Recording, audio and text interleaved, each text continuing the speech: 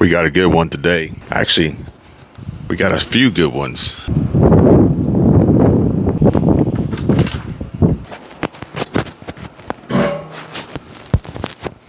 Wind picked up a lot, so I'm gonna make sure my audio's good. I want to make sure you guys can hear me loud and clear. The automotive car payment, monthly payment, car market crash, repossession, bank collapse crisis is upon us, folks.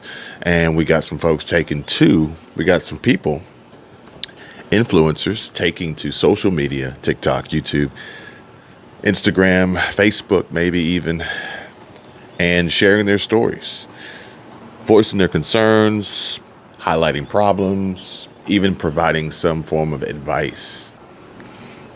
Let's go ahead, just get started. Okay, this is in response to the people saying, don't buy a luxury car if you can't afford the maintenance. That's never what I said. This is not my first rodeo. This is not my first G-Wagon. Before my G-Wagon, before this, I always drove Range Rovers. Always drove Range Rovers.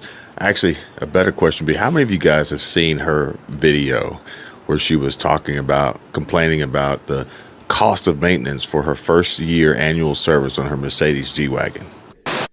I gave my $60,000 Ford F-150 Lightning back to the bank on purpose because I couldn't afford it. This is actually called a voluntary repossession. It's where you actually go into the bank and you say, I don't want this anymore, I can't afford it, it's yours. I technically bought a car I couldn't afford. Car payment was $500 and my insurance on it was like $350, plus gas because it was a supercharged V8. I was spending like $1,500 a month owning this truck. Now that truck, think about it, $1,500 a month. And that's a loaded statement, owning this truck, because technically he didn't own it. The bank owned it, which is why he was paying the bank to get ownership from the bank, because his name may be on the title, but the bank's name is the first lien holder, so they own that truck. They bought that truck. You're borrowing that truck until you can pay it off. The other thing being, this truck is probably, I don't remember what year range the supercharged Ford Lightning, the real Ford Lightning, not the new Ford Lightning, the electric garbage. I don't remember what year that was, but it had to be something in the 90s. Imagine spending $1,500 a month in the 90s.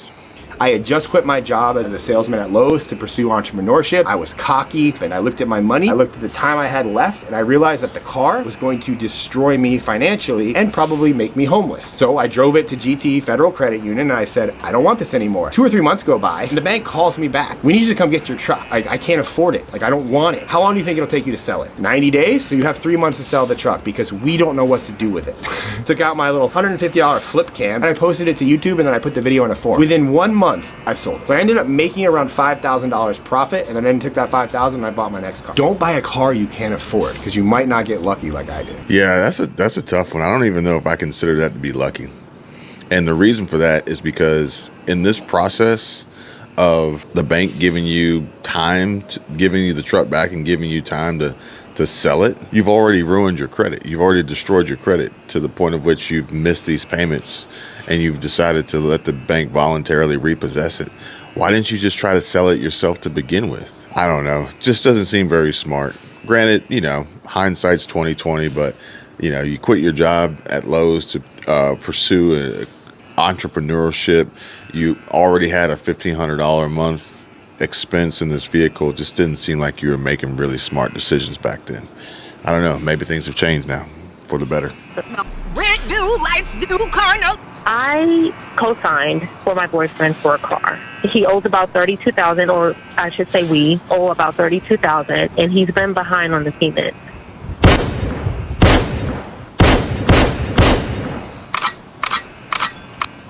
I've been denied for 2 personal loans for the difference of the vehicle.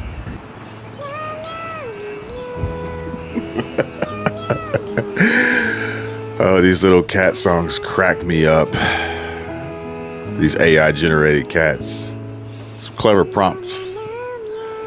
And then the music, it just perfection. Now this dude right here, look, if you don't make your car payment, they're coming to get it, okay? And this guy right here is a surgeon with this truck, okay? So just, I guess this is just kind of like a word to the wise, I guess. They gonna get it. You might as well just make it easy for them. You backing it in so they can't see the tag, or putting a car in front of it so that they gonna get it. Okay, they are going to get it. These dudes are they're surgeons with precision, trained to get these vehicles back to the banks, to the auction block, and get their money. This might be the fastest Mercedes C300 you've ever seen in your life, as far as how quickly it's taken away from whoever couldn't pay for it. Fuck your tired body, fuck that unmotivated mind, and get out there and do it anyway. Motivation.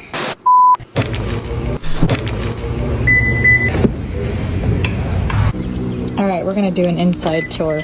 Oh boy, here we go. 2024 Lexus GX 550. This is the Luxury Plus, so it comes with all the bells and whistles. We do already have the car seats in here, so I don't know why it looks so there's not a boxy. lot of room in the captain's seats, but that third row is very large. Got a nice big back. You bought a brand new I SUV with a love big back, This sunroof. but no room in the seats. What sense does that make? What sense does that make? No room in the seats. Very masculine. You can just feel that power underneath you. It's got a nice big screen. This keeps track of your eyesight while you're driving, so it'll More tell money you than if you're not sense. paying attention. Your vehicle has Always to yelling at you. has to tell you to keep your eyes on the road. More money than sense. Make This that is make also sense to an me. awesome feature. Oh, look how she can open the sunroof so you can see out of it. It actually Look how falls she opens out. it, and then you can't see out of it. See? Fancy. I love it. Oh man, so Very nice. fancy. This almost reminds me of like a Sarasota Tim video where he just points out and tells you like the basics of, hey, this is how you open the sunroof. If you are unemployed, Here are 3 things. Show up. There are certain things that your employer cannot do. Be careful. What? How much an alpha man should cough up for a wedding ring? And now we're gonna go a little bit lower. So, like for the What's But your name? here we are, folks, ladies and gentlemen.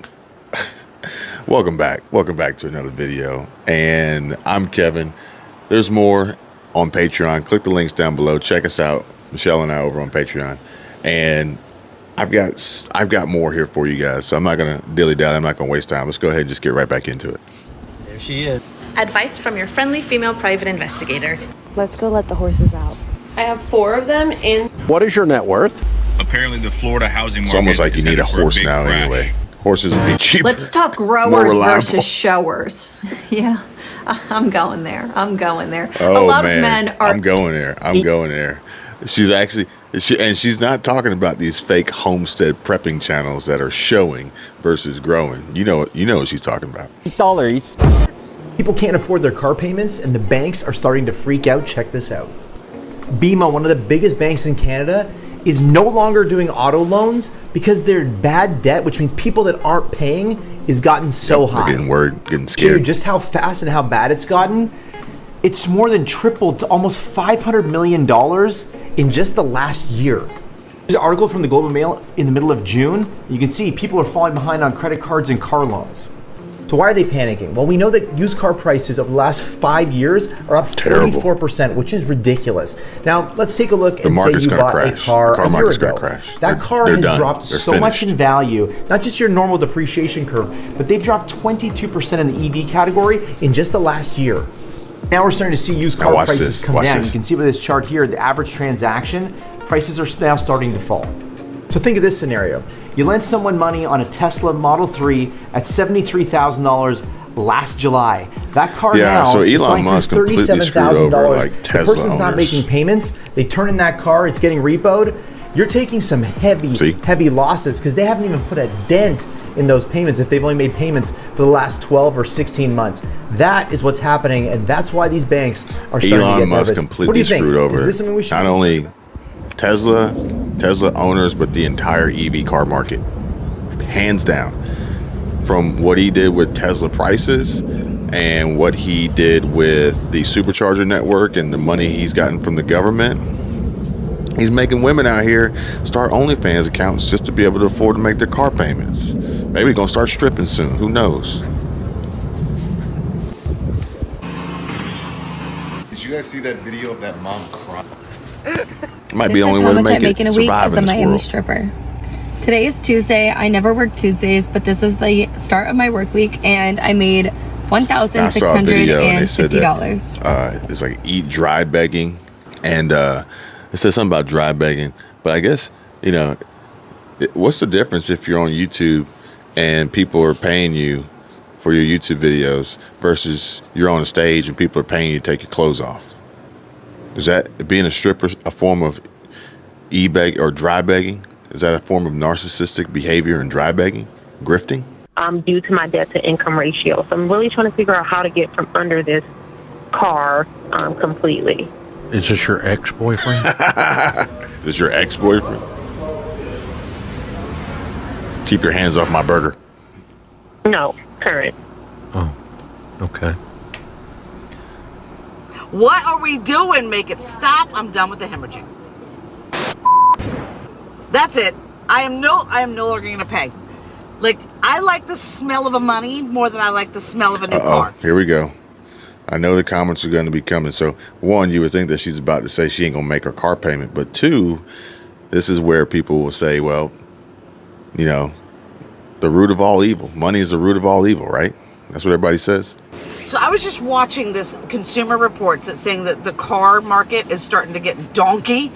As if we didn't hemorrhage enough with like the housing and the rent and the groceries and just pretty much everything. Now cars are getting ready to take a hit. Everything's expensive as fuck. And they're saying car payments can be up to as much as $1,000 a month. And I'm not talking like for the Escalade and the Lamborghinis. I'm talking the basic car. For a freaking Honda Civic. No, sir. You will never see me paying $1,000 a month. As a matter of fact, I am pissed that I was even paying $500 a month for this car. Piece of junk. And I will tell you right now, this will be the first car that I have owned outright. Next month will be my last payment on this car. Like, I will own this car first time in 51 years of living, because I used to be in that mentality in my 20s that, you know what, I'll always have a car payment. So I wanted to turn in a car every 2 to 3 years because I liked the new car smell. How many of you guys fall into that category? Be honest. Or how many of you guys know people who fall into that category? No, fuck the new car smell. I like I'd rather have my money smell because everything's too freaking expensive. No way would I pay $1,000. And I fully believe like there's some cahoots or something going on with this. Because why is it, because my car's starting to act a little funky here like the past few weeks, knowing that I only have one more month until it's paid off. And I feel like cars aren't even made the way they used to be anymore. Why is it that classics from like 50 years ago are still running no problem, but cars that are brand new with all the bells and whistles, just too much shit to break? Oh no, that's intentional. They do that on purpose. Actually, I got a message today. My car's in the shop, and they were like, "Well, Kevin, how long can we keep your car because it's completely fucked up and it's probably gonna need a new engine. It's probably gonna need a new transmission, and it's right outside of warranty. I mean, we're talking tens of thousands of dollars for this vehicle, and it's a 2018. It's got like 60-something thousand miles on it. I wouldn't consider it to be like crazy old, but it's right outside the warranty period. So yeah, it's going to be a very painfully expensive repair. I'll let you guys know if you want. Drop a comment if you want to know what the total damage is, and I'll make that a future video whenever I get it back. And it's like they do it on purpose. Like the manufacturer's warranty goes out at a certain time because they know damn well it's going to break at that point. Why is it that most cars only last really long, 5 to 6 years? Because that's about how long you're financing it. So I guess they're looking at it like, wow, we've already priced people out of their apartments. We've priced them out of ever owning a home. price them out of everything else. True, so true. pretty much they're going to start living out of their cars. So let's go ahead and jump ahead to the future and make cars unattainable as well. So not only are we going to have to live in a commune with everybody because we can't afford to live independent anymore, we're going to have to start carpooling. She's talking about I will being not- 15-minute cities. 15-minute If cities. this thing breaks down, I promise you I'm going to make little holes in here and I'm going to Flintstone that shit. I am going to Flintstone this car as long as it can get me safely from point A to point B. What are we doing? Make it stop. I'm done with the hemorrhaging. Well, it sounds like he can't afford the car. Why is he not selling the car? He can't afford it, and he's doing damage to his girlfriend. There's 2 reasons to get rid of the car. Yeah, so the private itself, Yeah. Good afternoon, everyone. So recently we've had a lot of clients reach out to us on what they should do if they can no longer afford their car payment. Being that this is a I can't afford $600 per month on my car Oh, no. payment. Totally understand. Okay, this is an update on the Mercedes G-Wagon maintenance because this video went crazy viral and so She many looks people had rich. so many strong opinions, and They now don't it is wanna eat her. abundantly clear to me that people will form opinions. They'll never go back and watch any of your other videos that might clarify. So what I'm saying is that all of my luxury cars, I don't ever remember paying that much money for brake pads and an oil change. That's all I'm saying. I never said anything about not being you able made somebody to else pay for it. Having a luxury vehicle is nice until you have to do luxury vehicle maintenance. I just picked up my G-Wagon from the dealership and had my Woe is one-year me. service done. G-Wagon, Oil maintenance change, problems. Filters, all Pity- that kind pity of stuff. party. $2,100 just for that. And then on top of that, I do drive like a dumb bitch, and I almost loaded up in the back of somebody else's vehicle, and I had to lock it up, and I kind of skid. So I needed like brakes and brake pads because Dumb bitch. I drive like Hey, a dumb bitch. her words, not mine. That was an additional $3,200. So now we're up to $5,400 for brakes, brake pads, and basically an oil change. They bent her over and That's just straight butt probably fucked her. a little on the high side, am I right? What do brake No pun pads intended. and an oil change, what does that cost, like just normal? You can't do the research yourself, so you take the TikTok to ask your community to tell you what you should already know, because you have obviously previously have already owned these luxury vehicles. But I don't even care about that one. That one was really just for fun, guys. From the looks of it, she's got plenty of money, so it's not going to hurt her. Just quit crying about it and get you a vehicle maintenance program. When you buy or lease your new vehicle, get you a vehicle maintenance program. You don't have to worry about it. You don't have to worry about it anymore, because those costs are just going to keep going up. Now, one problem that I do foresee happening here real soon, is not necessarily going to affect people like her, because she's obviously not out there doing gig work and ride sharing and Uber and Lyft and things like that. But I do see this taking a huge hit on the gig work market, from the perspective of that they're no longer going to be able to afford their vehicles and make their car payments for the rates that they're being paid, for the fares that they're getting, for the work that they're trying to do, with the increase in oversaturated competition, especially from those who aren't even legally in this country. So I think that the next crash is not only going to be just the car market and the banks and these repos, but the gig work market that is built on and requires cars and vehicles and trucks and people, individuals, solopreneurs, getting out there and risking the opportunity of building something for themselves and being their own boss and somewhat setting their own schedule. All of that coming crashing down at the same time, wiping out everyone else who relies on it. And it's going to have this continuous negative cascading effect as each one of these dominoes begin to fall. Hey guys, I appreciate you watching. Drop a comment. Check out the links down below in the description. I'll see you on the next one. Take care. Bye.